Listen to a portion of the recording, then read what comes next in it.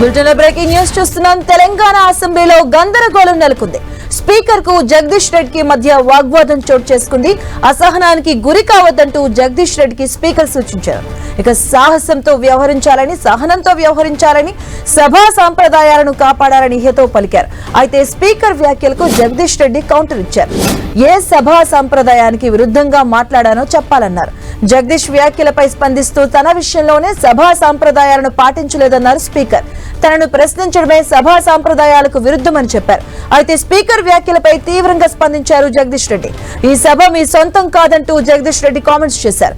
దీంతో సభలో గందరగోళం ఏర్పడింది. జగదీష్ రెడ్డి వ్యాఖ్యలపై కాంగ్రెస్ మంత్రులు, ఎమ్మెల్యేలు తీవ్ర ఆగ్రహాన్ని వ్యక్తం చేశారు.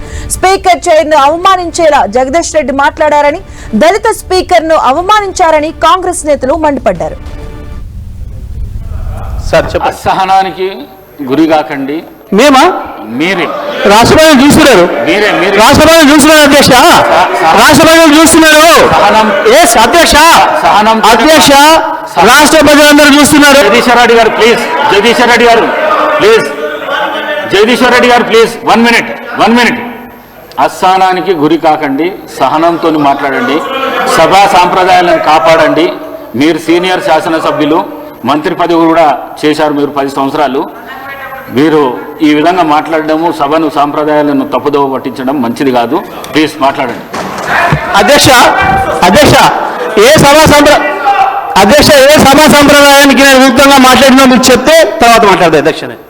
నా విషయంలోనే నన్ను ప్రశ్నించడమే సభా సాంప్రదాయాలకు విరుద్ధం. అసలే కాదు అధ్యక్ష, అసలే కాదు అధ్యక్ష, అధ్యక్ష, అధ్యక్ష నన్ను ప్రశ్నించడం అధ్యక్ష. ఈ సభ మన అందరిది. ఈ సభ మా అందరికి సమానమైన హక్కులు ఉన్నాయి. మా అందరి తరఫున మీరు పెద్ద మనిషి మాత్రమే ఆడ కూర్చున్నారు తప్ప ఈ సభ మీ సొంతం కూడా కాదు. ఈ విషయం అధ్యక్ష, అధ్యక్ష, అధ్యక్ష వారు మాట్లాడిన ప్రతి పదం వెనుకకు తీసుకోవాల్సిందే. ఈ రోజు చైర్ని దూషించిన సందర్భంలో వారు క్షమాపణ చెప్పాల్సిందే అధ్యక్ష, క్షమాపణ చెప్పాల్సిందే అధ్యక్ష. ఆంకారంతో మాట్లాడకూడదు అధ్యక్ష, క్షమాపణ చెప్పాల్సిందే అధ్యక్ష, క్షమాపణ చెప్పాల్సిందే.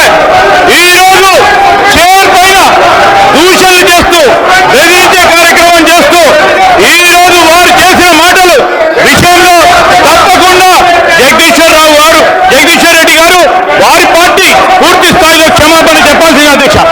జగదీశ్వర్ రెడ్డి గారు సార్ అసహనానికి అవమానపరిచినందుకు పేషెంట్గా క్షమాపణ చెప్పాలని చెప్పి కోరుతున్నాము.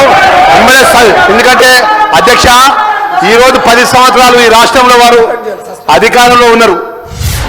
చైర్కు గౌరవించాల్సిన కనీస మర్యాద లేకుండా పిట్ట కథలు చెప్పుకుంటూ స్పీకర్ గారిని ఏకవచనంతో మాట్లాడిన సందర్భంలో తక్షణమే జగదీశ్వర్ రెడ్డి గారిని సస్పెండ్ చేయాలి.